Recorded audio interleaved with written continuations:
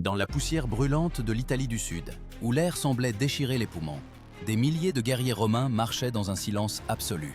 Leurs armures grinçaient à cause du sel de la sueur, leurs pieds s'enfonçaient dans la poussière du chemin, et sous leurs ongles, du sang. Il y a 2000 ans, ce n'était pas qu'une simple marche. C'était une épreuve qui brisait les corps et les caractères. 1000 kilomètres en 30 jours, et ceux qui traînaient, ce n'était pas la clémence qui les attendait, mais la mort. La question qui tourmente encore les historiens. Pourquoi Rome a-t-elle forcé ses hommes à marcher jusqu'au dernier pas, même lorsque chaque pas devenait une torture? Les historiens ont écrit que de telles marches n'étaient pas rares à l'époque de la République tardive et du début de l'Empire. L'un des plus célèbres fut le déplacement des troupes de Caius Iulius César pendant les guerres des Gaules, lorsque les légions parcoururent des centaines de kilomètres pour prendre l'ennemi par surprise. Selon Polybe, les soldats romains pouvaient parcourir jusqu'à 30 km par jour en plein équipement. Mais il y eut des cas où cette distance atteignait 40 km et plus, une marche de la mort au sens littéral. Lorsque les plaques de bronze des côtes de mailles s'enfonçaient dans les épaules et que la peau sous les sangles du casque se transformait en plaie, même les plus forts commençaient à trembler. C'est ainsi que commençait l'Iter Magnum, la Grande Marche, une forme particulière de déplacement militaire où la pitié n'existait pas. Ce terme, que l'on trouve dans les sources romaines, ne désignait pas seulement un chemin, mais une rude épreuve de discipline, de volonté et de loyauté. Imaginez les rangs de légionnaires marchant au même rythme. Non pas pour la beauté, mais pour la survie, car toute rupture de rythme pouvait provoquer le chaos. La poussière, telle la fumée d'un champ de bataille, se déposait sur leur visage. L'odeur de la sueur, du sang et du fer se mélangeait en une seule. Quelqu'un tombait et ne se relevait pas. Quelqu'un marchait, les dents serrées, car il savait, rester en arrière, c'est mourir non pas du glaive de l'ennemi, mais du mépris des siens. À ce moment, chaque guerrier se transformait en une partie de la machine qui ne s'arrête pas. Ce n'était pas seulement une légion, c'était un organisme vivant, où la faiblesse d'un seul pouvait tuer beaucoup. Le centurion, un officier supérieur commandant une centaine de soldats, marchait à côté, surveillant attentivement chaque pas. Son regard était froid, mais dans ce regard se trouvait l'essence de Rome, tenir bon à tout prix. Selon les découvertes archéologiques, le poids de l'équipement d'un légionnaire atteignait 30 kg.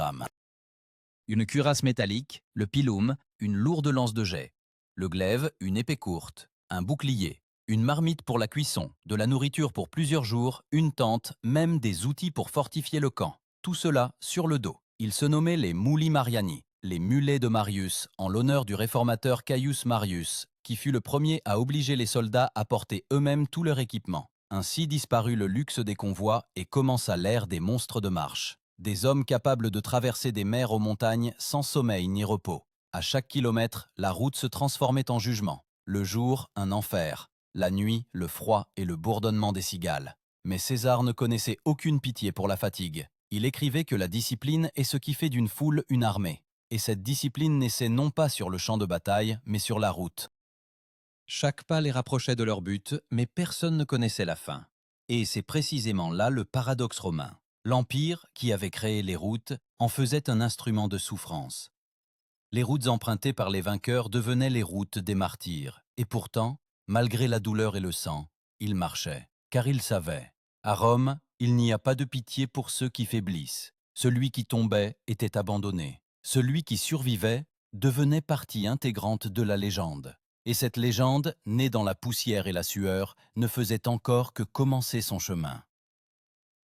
Avant le début de chaque grande marche, l'armée romaine se préparait comme si elle n'allait pas en campagne, mais vers l'éternité. À l'aube, quand l'air était encore froid mais que le ciel était déjà teinté du sang du soleil, les centurions faisaient le tour des rangs. On entendait le cliquetis du métal, les cris d'ordre, le claquement des boucliers. Et c'est là que commençait le plus terrible, la répartition du fardeau. Inégalement, non pas par hasard, plus le soldat était expérimenté, plus la charge était lourde. Telle était la justice romaine.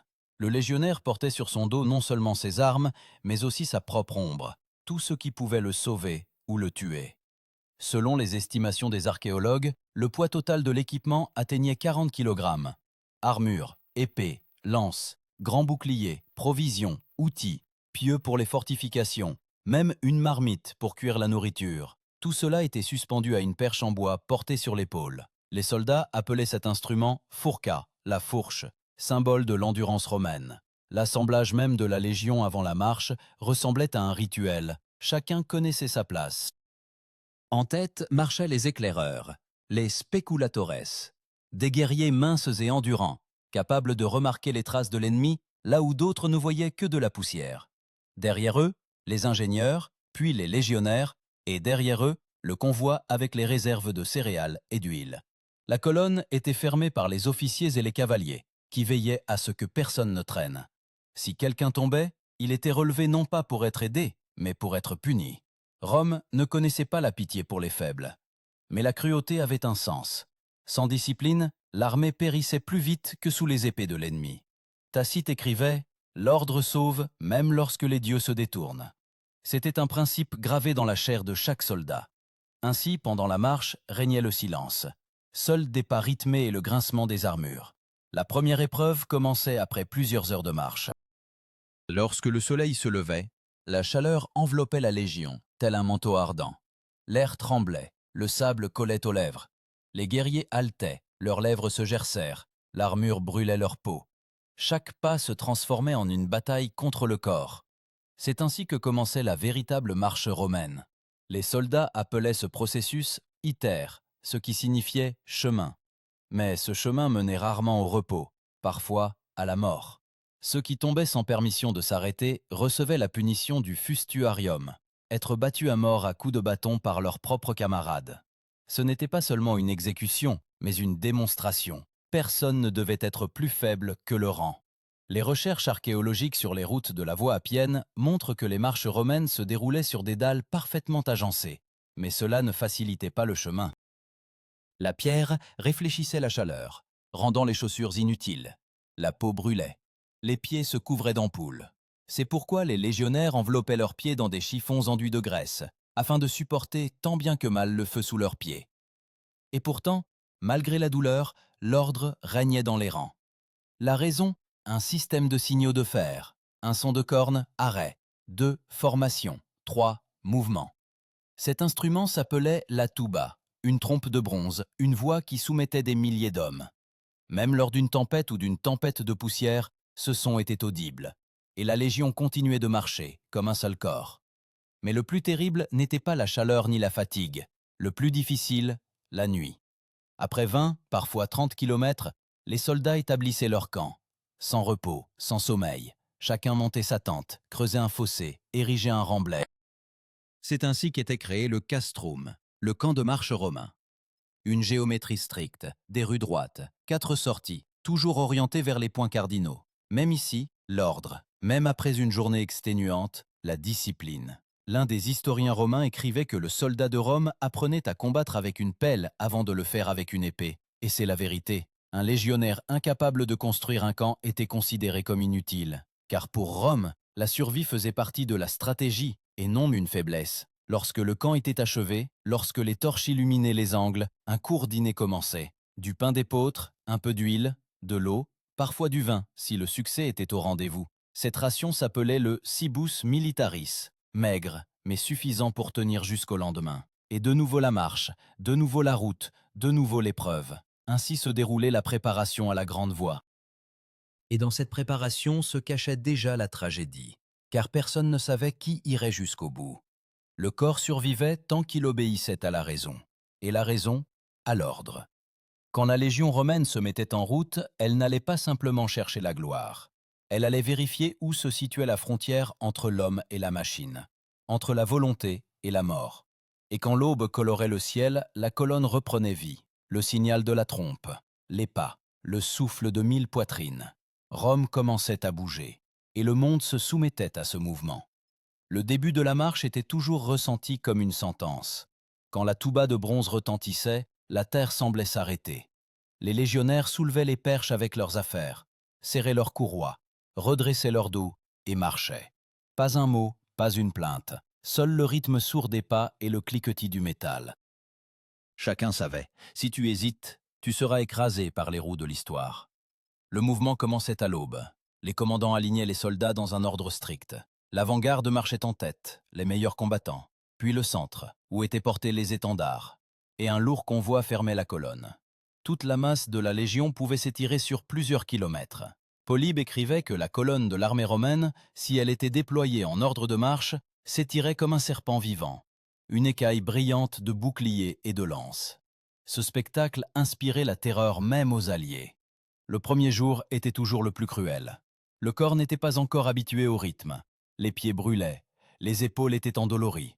Les soldats savaient, si tu ne supportes pas les 100 premiers kilomètres, tu ne supporteras rien du tout. C'est pourquoi les premiers jours étaient appelés dies ferum, les jours de fer. C'est alors que se manifestait l'essence de la Légion. Non pas la force, mais la patience. Les Romains avaient un terme pour la formation dans laquelle ils marchaient en colonne en maintenant strictement le rythme, l'agmen. Ce mot signifiait plus qu'un simple mouvement, c'était un symbole de coordination, où des centaines de corps se déplaçaient comme un mécanisme unique. Pas de conversation, seulement les sons des pas et de la respiration. C'est dans de telles marches que naissait la force que les ennemis appelaient plus tard invincible. Mais ce chemin était un supplice. À midi, l'air au-dessus des pierres tremblait, comme au-dessus d'une forge. Les côtes de mailles devenaient brûlantes comme des braises. Les lanières s'enfonçaient dans la peau, le dos brûlait. Certains légionnaires essayaient de se protéger. Ils découpaient des doublures en laine, frottaient leur corps de graisse. Mais rien n'y faisait. Même lorsque les lèvres se gercèrent de soif, il était interdit de boire sans ordre. De l'eau, seulement sur signal. Ainsi était testée la loyauté. Le centurion marchait sur le côté, surveillant la formation. Sa voix pouvait retentir soudainement. Un ordre bref, cinglant comme un coup de fouet. Parfois, il levait sa vigne, la vitis, symbole de son autorité, et frappait le dos de celui qui perdait le pas, non par cruauté, mais par nécessité. Car si l'un s'écartait, un autre pouvait tomber à côté, et alors toute la formation perdait son rythme. Rome détestait le chaos. Vers midi, les guerriers perdaient la notion du temps. L'orientation était donnée uniquement par le son de la trompe, le signal d'arrêt. Alors toute la légion s'arrêtait comme un seul corps. Et dans ce silence, au milieu de la poussière et de la chaleur, on pouvait entendre quelqu'un tomber. Parfois, pour toujours. Personne ne relevait les morts. Seule, la garde du soir ramassait leurs corps et les enterrait au bord de la route. Ces tombes sont encore retrouvées par les archéologues. Sans nom, sans inscription, seulement des fragments de chaussures et des boucles de fer. Le soir, les pieds se transformaient en plaies.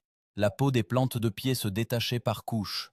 Alors, les guerriers attachaient à leurs pieds des morceaux de tissu imbibés de vinaigre. Cela brûlait, mais tuait l'infection. C'est ainsi qu'ils se protégeaient de la gangrène. Cette méthode fut même mentionnée par Végès, l'écrivain militaire décrivant comment l'endurance sauvait l'armée de la destruction.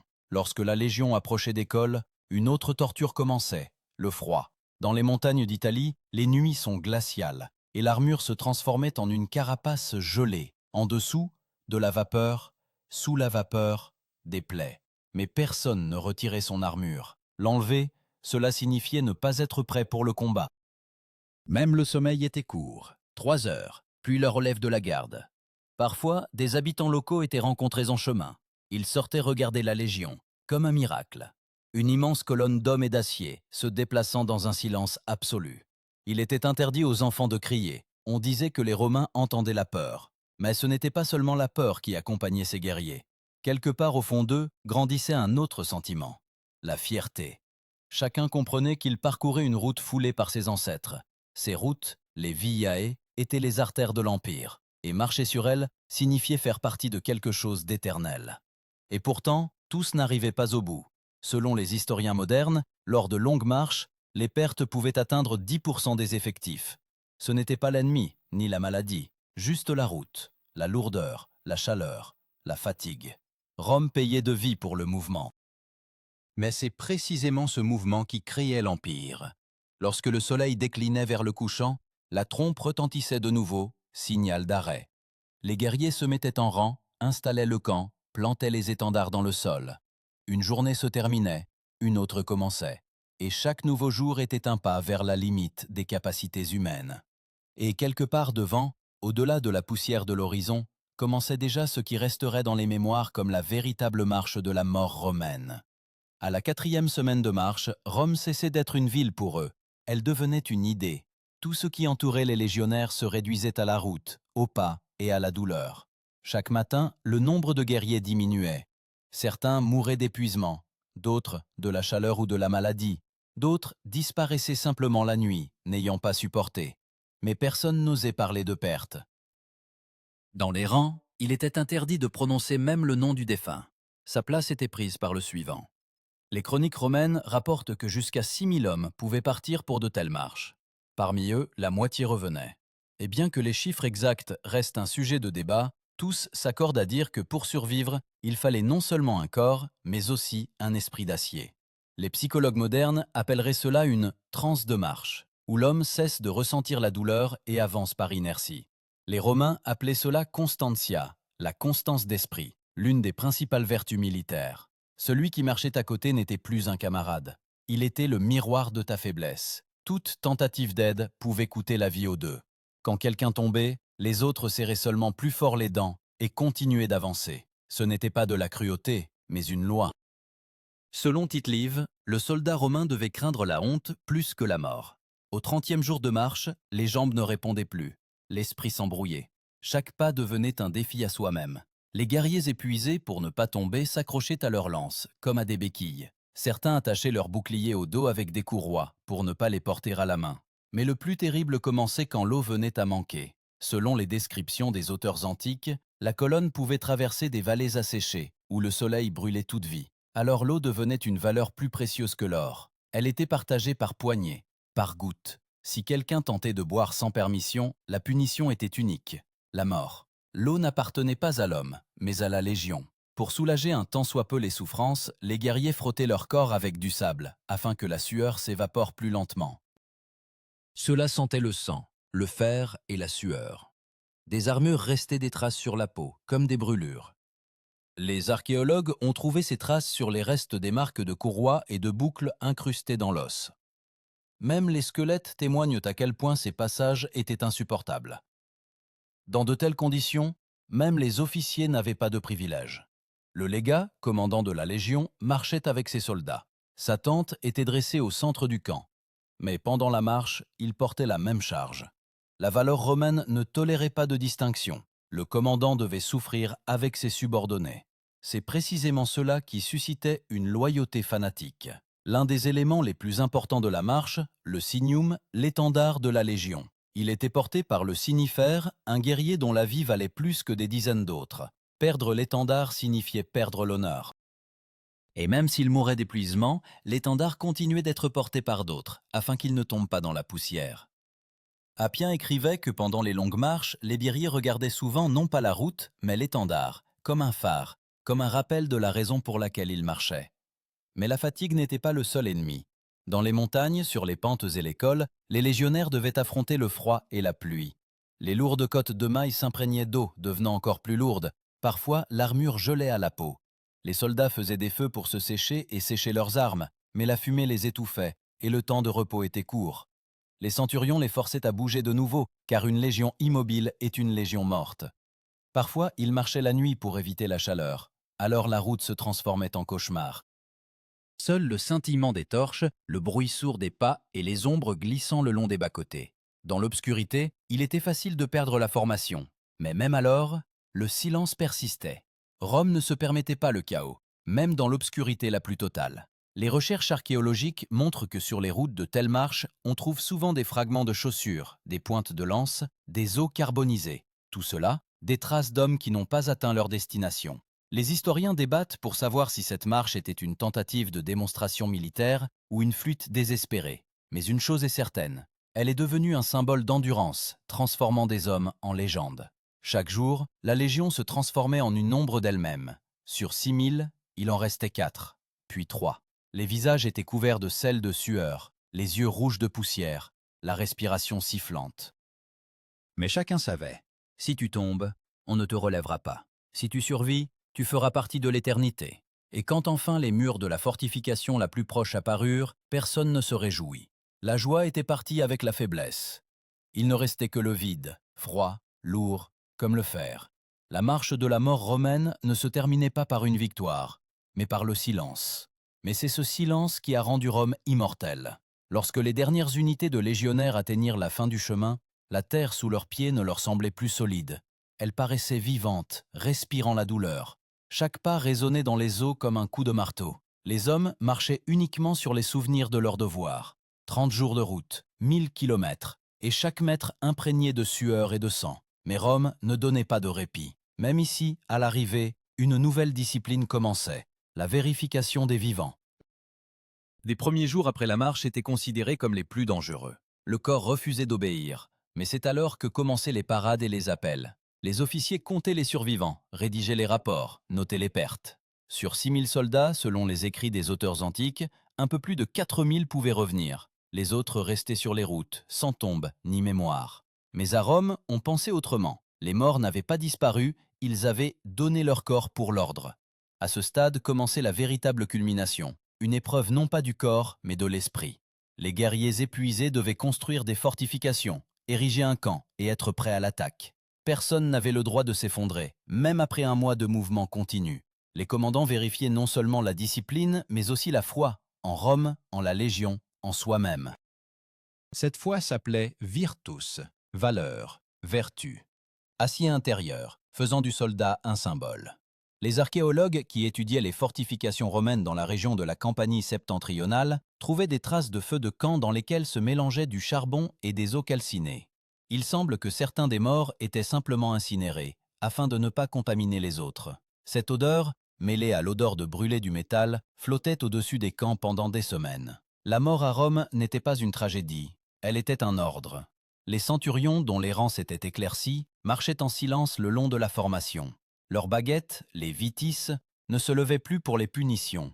Il n'y avait plus personne à punir. Seuls leurs yeux, rouges de fatigue, veillaient à ce que les survivants se tiennent droit. Celui qui avait survécu ne se glorifiait pas, il respirait simplement. Et pourtant, c'est précisément ce souffle qui devenait la preuve que la machine de fer de Rome fonctionnait toujours.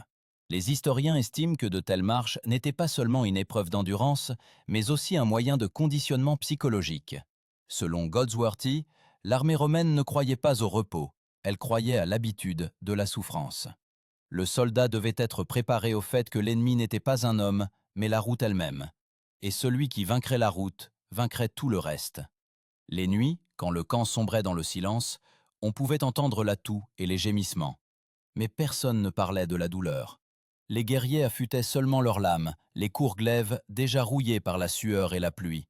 Pour eux, c'était un rituel, une manière de se rappeler que tout cela n'était pas en vain, car le chemin n'était pas un simple mouvement vers un but. Il était un acte de sacrifice, et le sacrifice exigeait une prise de conscience. Parmi les découvertes relatives à de telles traversées, les archéologues trouvent souvent de petites figurines de dieux, Mars, Mercure, Hercule. Les soldats les portaient dans des sacs, comme des amulettes. Peut-être était-ce la seule chose qui leur donnait de l'espoir. Et quand, après la marche, de telles figurines étaient déposées sur le sol, cela signifiait que la prière avait été entendue. Ils avaient survécu. Le légat commandant de la Légion donnait l'ordre d'inscrire les noms des survivants sur des tablettes, les tabulae militum. Ces registres étaient conservés au quartier général, et chacun de ceux qui avaient atteint la fin recevait une mention équivalente à une récompense militaire. Mais non pas par de l'argent, ni par des terres, mais par la gloire. Rome considérait la gloire comme une forme d'immortalité, et c'est pourquoi chaque pas, chaque camarade perdu devenait une partie de cette immortalité. Tacite écrivait que les Romains effectuaient les marches les plus difficiles non pas pour la victoire, mais pour la mémoire. Car la mémoire à Rome était une forme de pouvoir. La légion qui avait enduré la marche de la mort était considérée comme élue. Elle était placée à l'avant-garde des futures batailles. Son nom résonnait au Sénat. C'était un paradoxe, la souffrance comme chemin vers la gloire. Quand enfin le jour de repos arriva, les guerriers retirèrent leurs armures et pour la première fois depuis un mois, sentirent leur propre corps. Cicatrices, ulcères, contusions, tout cela était devenu une partie de leur nouvelle peau. Mais personne ne se plaignait. Dans les yeux de chacun se reflétait le vide, mais aussi la fierté. Ils étaient arrivés. Ils avaient prouvé que l'homme pouvait être plus résistant que le fer. Et pourtant, au milieu de ce triomphe silencieux, une question planait, qui ne s'éteint pas encore. Pourquoi? Pourquoi l'Empire forçait-il ses hommes à aller jusqu'à la limite, quand chaque mille se transformait en torture? Peut-être la réponse était-elle simple. Rome croyait que seul celui qui est capable de se vaincre lui-même est digne de gouverner le monde. Et dans cette croyance se cachait un lourd tribut, car la route sur laquelle marchaient les légionnaires ne menait pas seulement à la gloire, elle menait à la limite des capacités humaines. Et au-delà de cette limite commençait ce qui serait plus tard appelé l'immortalité de l'Empire. À l'aube, quand de premiers rayons de soleil perçaient le brouillard, La Légion se tenait de nouveau en formation. Ni tambour ni fanfare, seulement le souffle de centaines d'hommes, ayant survécu contre toute attente. Ils regardaient devant eux, là où commençait une nouvelle route. Le commandant ne prononçait pas de discours. À Rome, le mot repos n'existait pas. Seul le mouvement en avant, tant que le corps tient la lance. Sur la place d'armes gisaient des monceaux d'armes détombées. Des épées sans propriétaire, des lances brisées, des boucliers aux emblèmes délavés. On ne les emportait pas. Un Romain n'avait pas droit à une mémoire personnelle. Tout appartenait à la Légion. Le soir, ces reliques seraient brûlées dans un seul bûcher, et les cendres dispersées au vent. Ainsi disparaissaient les faibles, et ainsi naissait la légende. Certains des survivants écrivirent plus tard « Le plus terrible ne commença pas sur la route, mais après elle, quand soudain le silence s'installa, quand les muscles, habitués à la douleur, ne savaient que faire sans elle. Ce repos les rendait fous. Et beaucoup demandaient une nouvelle campagne, juste pour ne pas entendre leurs propres pensées. Rome ne créait pas de héros, elle forgeait un mécanisme. Chaque guerrier était un détail, chaque pas, un engrenage dans une immense machine. Et c'est précisément pourquoi l'Empire perdura pendant des siècles. Il se nourrissait de la souffrance de ses soldats. Et si la route était leur enfer, alors Rome était leur paradis. Froid, impitoyable, éternel. Quand le soleil fut entièrement levé, la Légion se remit en marche. La poussière s'éleva, masquant la terre, et il semblait que ce n'était pas une armée qui avançait, mais l'histoire elle-même.